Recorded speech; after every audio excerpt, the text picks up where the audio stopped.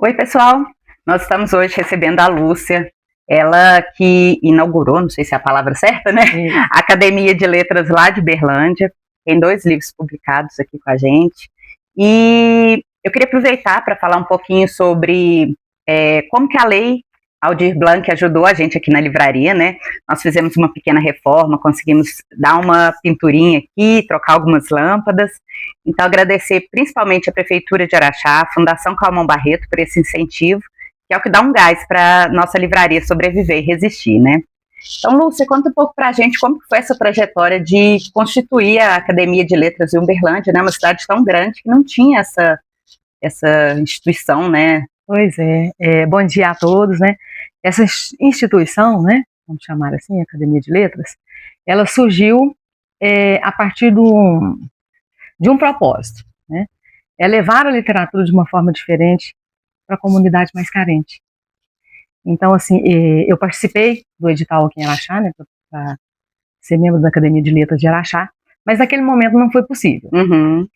E então eu olhei assim para aquelas paredes, no dia mesmo que eu participei dessa batina, eu pensei, nossa, que lugar bacana, né? É aqui que eu quero estar. E então eu retornei para a cidade de Uberlândia, no qual eu já havia fundado um grupo, né, só para os escritores de Uberlândia, Encontro dos Escritores de Uberlândia. Conversei com o pessoal e resolvi mudar este grupo para o grupo da Academia de Letras de Uberlândia. Olha. E então eu fiz o convite, né, para essa turma, selecionei algumas pessoas ali e hoje nós somos 8 membros fundadores dessa Academia de Letras. Nossa. E foi bem recente, né? Foi bem recente, foi no dia 10, né, nós fizemos esse lançamento da Academia de Letras. Mas fiz a busca também, me certifiquei se realmente já não existia, né, uma Academia de Letras. E então, constatando que não tinha... Nunca teve. Teve, né, mas foi baixada em 1995. Nossa, muito tempo. Isso, muito tempo anos. Já, há 20 anos. E então... Não, 30, né? 30 anos, é verdade. E então a gente juntamos essas 8 pessoas e fundamos então a Academia de Letras de Uberlândia, trazendo assim um novo olhar. Nossa, que legal. Isso, então nós vamos promover ali palestras, oficinas, né? Eu estou com um projeto agora de levar a biblioteca para a rua. Olha. Então assim, nós já estamos estudando esse propósito aí já no mês que vem. Vamos lançar também agora o edital, né, para compor as outras cadeiras. Ah, legal. E o interessante eu até conversei isso com o César Campos, que é o presidente daqui, né, da Academia de Letras de Araxá, e como que as pessoas enxergam a academia como uma coisa que está muito acima de todo mundo, né, uma elitizado, e é legal trazer isso, né, resgatar essa...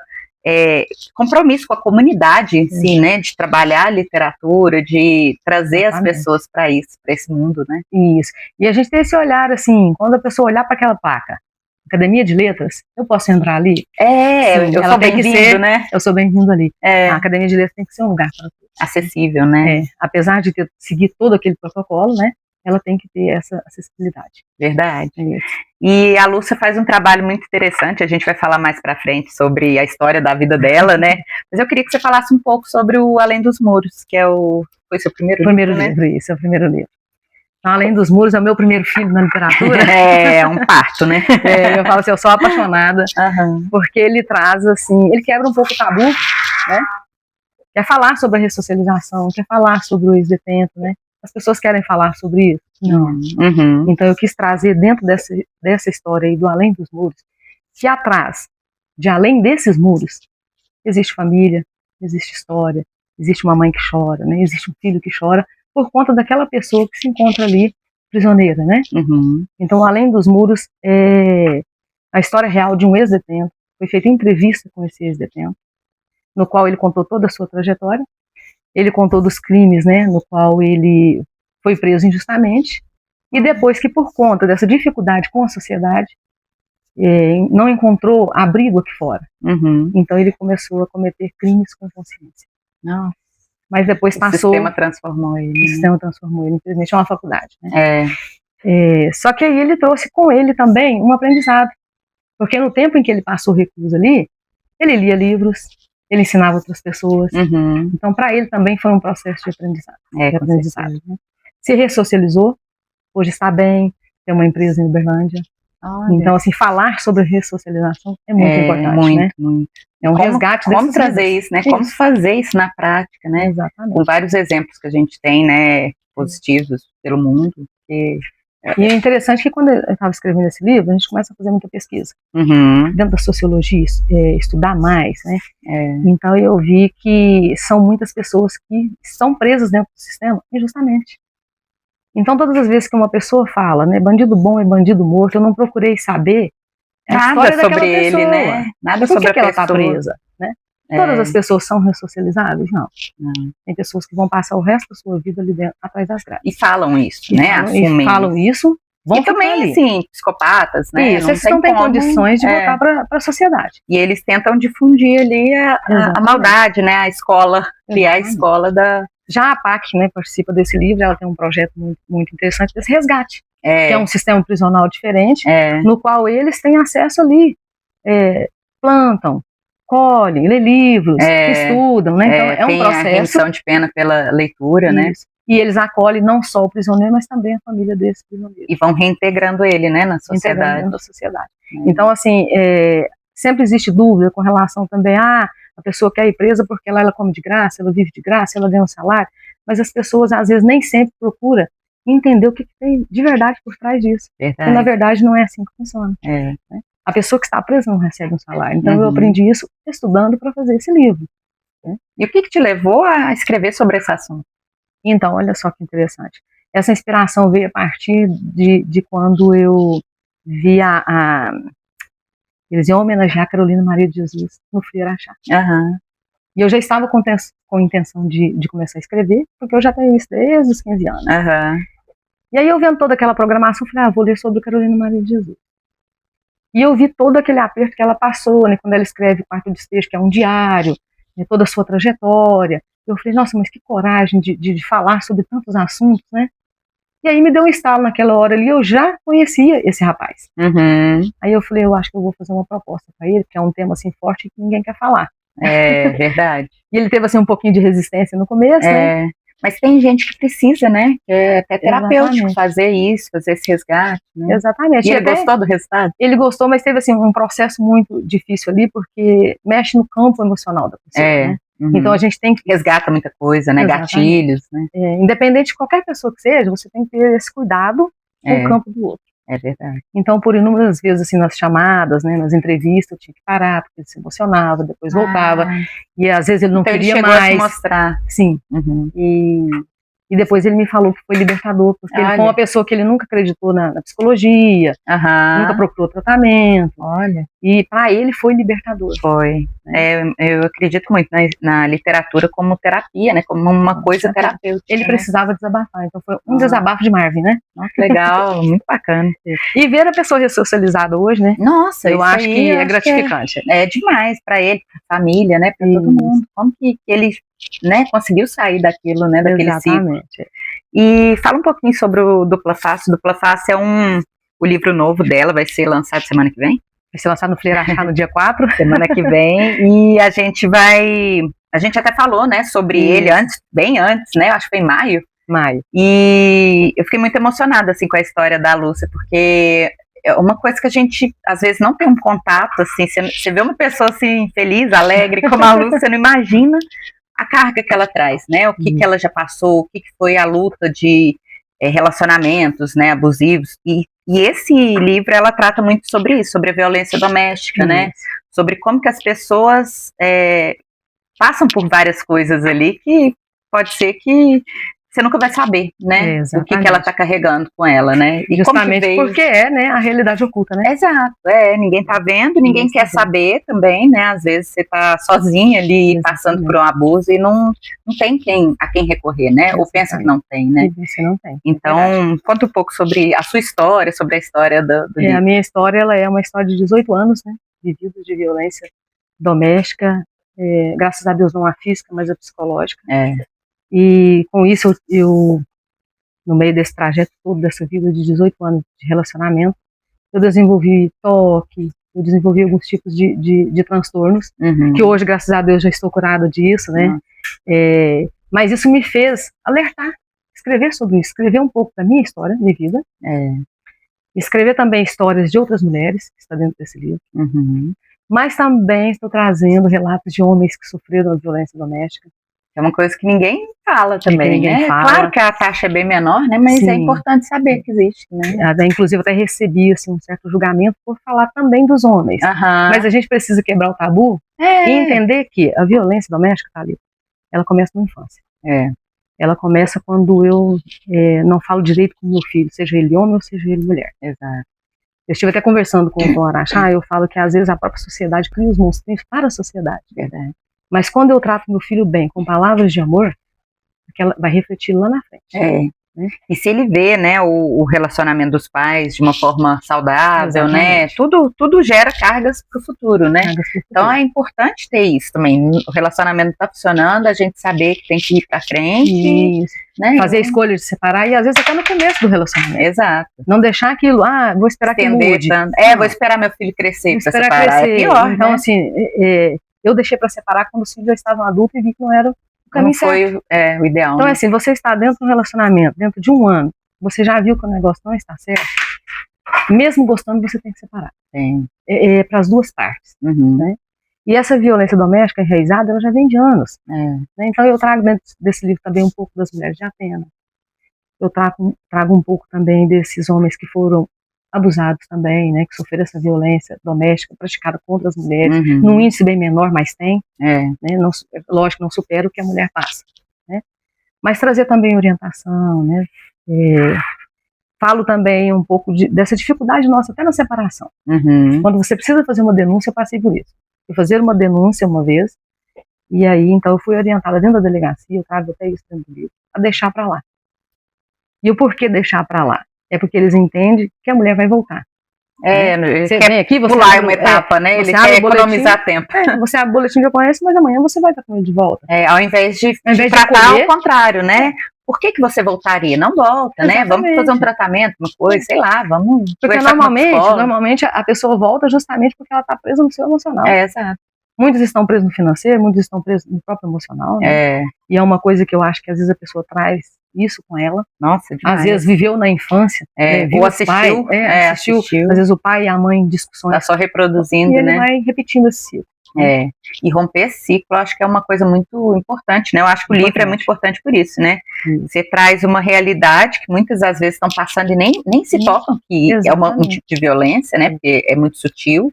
Sutil, assim, no sentido de não é física, tá tudo bem, né? E a pessoa não sabe como sair daquilo, né? Do relacionamento tóxico, da dependência, né? Da codependência ali do relacionamento. E muitas das vezes o julgamento. Né? O julgamento e ter aquela sensação, pelo menos eu tive isso quando separei, você tem uma sensação de que você fracassou.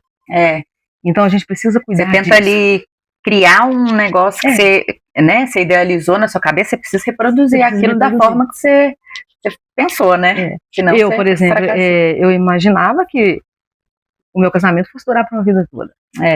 Ninguém casa pensando em separar, ninguém casa pensando em separar, mas no meio do caminho acontece. Mas aí a gente começa também a entender o lado do outro. Né? Foi difícil para mim, mas também foi difícil para o outro, porque ele não deu também aquilo que ele não recebeu. Verdade. Né?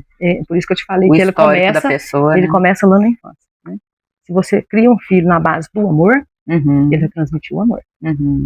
Inclusive, eu até quero deixar aqui registrado meu irmão com filho, para você ver o que é um bom relacionamento. Pai, filho e família. Né?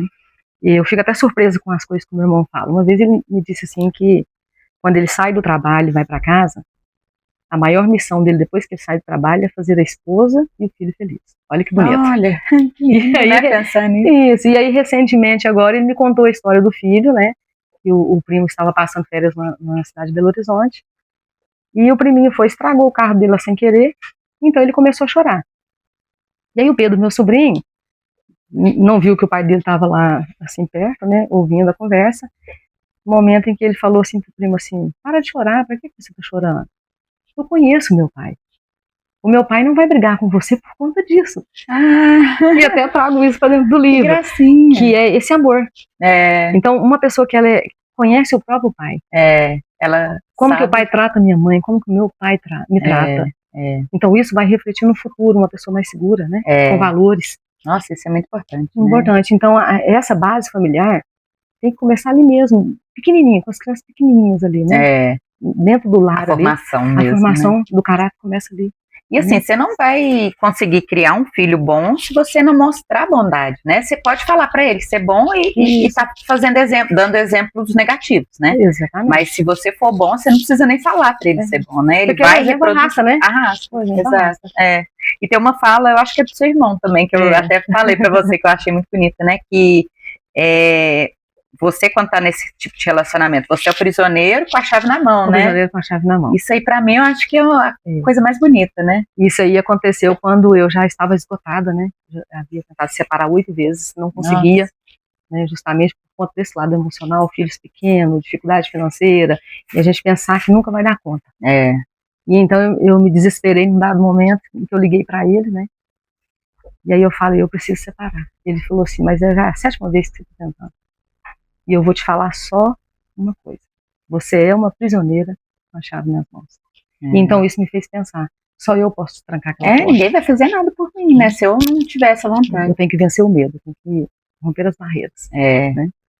E assim, é muito difícil, né? Assim, é uma época moderna agora, mas assim, a gente seguiu aquela tradição, né? De pensar, nossa, eu não posso me separar, eu não posso. Como que o pessoal vai me ver, né?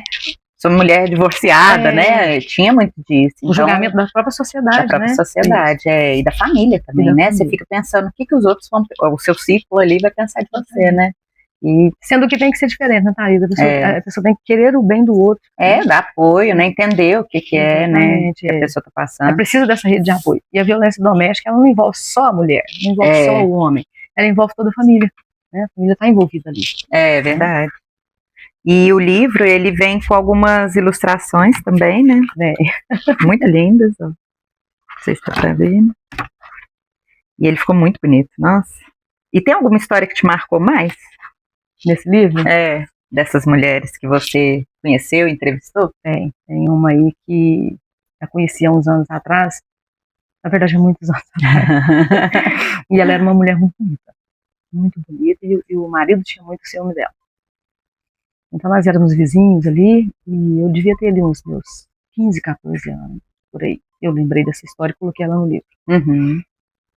Nós estávamos, eu e a minha irmã, do lado de fora da casa ali, conversando, de repente a gente escutou os gritos vindo da casa dessa moça. E então nós corremos lá para ver o que estava acontecendo. Por sorte, o banheiro da casa dessa moça era do lado de fora. O marido saiu para trabalhar, já tinha dado uma surra nela e trancou ela com o cadeado do lado de fora. Então ela estava pedindo socorro, né? E aí a minha irmã, na época, né, a gente foi lá para socorrer essa moça. E aí a gente pediu ajuda, né? Uma pessoa chegou lá, tirou esse cadeado do lado de fora e libertou essa moça. Então ela foi embora e eu nunca mais tive notícia dela, né? Não sei se está bem, não sei como que ela está, mas gostaria de encontrar.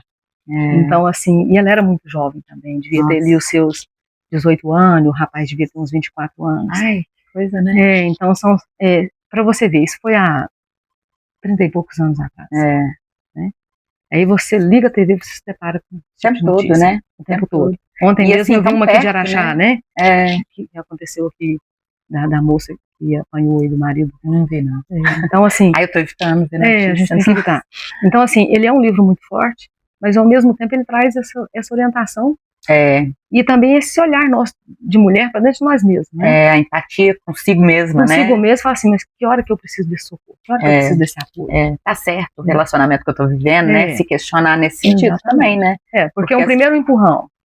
A primeira vez que fala alto, eu deixo passar. Exato. Né? Então assim, quando você entra num relacionamento, tem que ter esse respeito. De que forma que eu tô falando com o outro, né?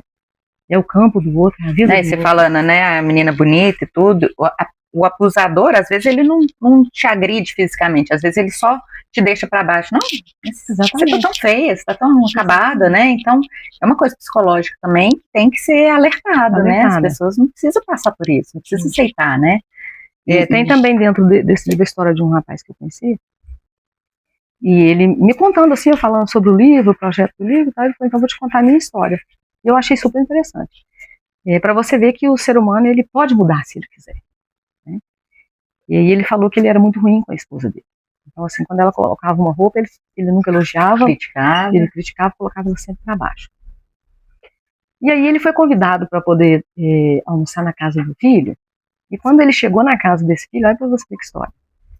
Ele assistiu o filho fazendo as mesmas coisas que ele fazia com a esposa dele, o filho estava fazendo com a nora. Nossa. Então Aí ele caiu a viu, ficha dele, caiu a né? ficha. Ele olhou assim, ele me contou que ele olhou e falou assim, meu Deus, olha o que eu ensinei pra ele. E aí a nora, né, levantou, saiu chorando, e aí ele foi conversar com o filho. Aí ele pediu perdão pro filho, pediu ao filho que aquilo não se repetisse mais. E a partir daquele momento ali, ele também mudou com a esposa dele. Olha. Ou seja, o exemplo, ele viu o exemplo, né? ele percebeu o erro dele. E o filho também, né? Percebeu que estava reproduzindo. E você já imaginou que bom seria se todos os homens tivessem esse tipo de consciência? Não precisar chegar a esse ponto de ver uma cena assim para mudar. Mas se conscientizar dessa mudança. E pensar, né? Eu acho que o homem tem muita dificuldade de procurar uma terapia, procurar uma ajuda, né? Porque isso aí ajuda muito a libertar, né? A sair, romper esse ciclo, né? De violência, de ataque psicológico, né? E assim, a mulher, né? A gente até estava conversando antes. A mulher, ela passa muito por esse tipo de violência, não só em relacionamento amoroso, né? Não.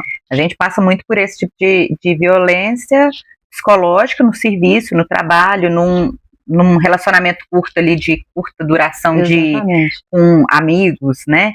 Então, assim, todo mundo tem uma história, principalmente as mulheres, né? Todo mundo tem uma história que aconteceu alguma coisa muito sutil, mas que deixou um rastro ali na sua cabeça, um dano, né? Que você fica, às vezes volta naquele, né? Fica ruminando, né?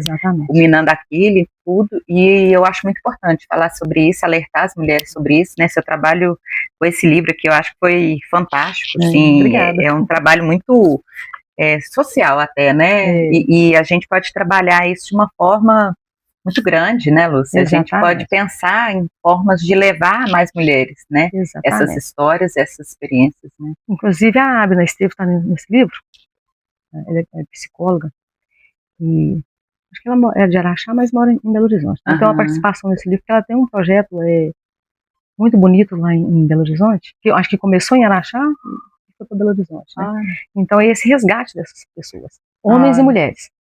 E, inclusive ela me trouxe um relato muito bonito de um rapaz que chama Márcio, que está nesse livro aí, que passou por esse processo todo e mudou o seu olhar. Olha. Então assim, ele vem trazendo essa orientação da busca dessa ajuda, né, dessa rede de apoio. E eu acho que tudo que a gente puder levar, né, de formas de conscientização, eu acho que vai ser muito válido. Você tem que ajudar tanto homem quanto mulher. Isso, exato. Né? É acolher a família. Às vezes não é possível mais você reatar aquele relacionamento assim, mas ambos têm que sair curados. Né? Para que não haja aí... O homem minimizar aquilo no próximo relacionamento que ele tiver, porque não adianta ele continuar, né? E trabalhar a aceitação. Aceitação, exato. E depois que eu escrevi esse livro também, eu comecei a entender que o relacionamento não pode ser uma prisão. O relacionamento ele tem que ser de liberdade. Exato. Né? Tem que sentir bem, em paz, né? Tem que ser o momento da paz. Não tem que existir aquela proibição. Né? Eu casei novamente. Onde que você vai, Lúcia? Não, desde que você dê aquela satisfação que o outro possa entender que você tem aquela liberdade. Hoje eu vou tomar um café com a minha amiga, isso é liberdade. Exato. O homem, hoje eu vou jogar uma bola, isso é liberdade. Né? Mesmo porque a gente tem também uma outra vida fora do nosso relacionamento. Não pode ser só aquilo, não né? pode ser só aquilo ali, né? Lógico, tem que existir a base, tem que existir o respeito, mas a gente também tem que ter um pouco de liberdade, né? De ter a companhia de amigos, né? De participar de projetos. Quantas mulheres são proibidas de participar de projetos? Exato, nossa, né? demais. Que é um tipo de violência também. E são abafadas, assim, né? O potencial abafado. Né? Isso, o potencial delas é abafado. Então, assim, podiam ser muito mais, né? Queriam ser muito mais e estão lá presas naquilo, né? Que é imposto pelo marido, pelo companheiro, esposo, ou às vezes até uma pessoa de fora, né? Que tá fazendo essa violência. Então, assim, deixar esse alerta, né? Porque eu admiro demais o seu trabalho, Lúcia. Muito obrigada. A sua garra, assim, sua luta, né? Sua história pessoal mesmo, e com sua irmã, né? Com tudo. Então, acho que a gente tem que valorizar muito esse tipo de escrita também, né? E os autores, né, da região. A Lúcia é de Araxá, mas mora em Uberlândia, e ter fundado a Academia de Letras de Uberlândia, acho que foi o auge da sua Eu estou encantada realização, né? Não, nossa, também. E assim, se precisar da gente, nós estamos à disposição. Eu agradeço estamos sempre aqui para você, viu? Muito obrigada, Thalita. Obrigada, viu? Obrigada. Até mais, gente.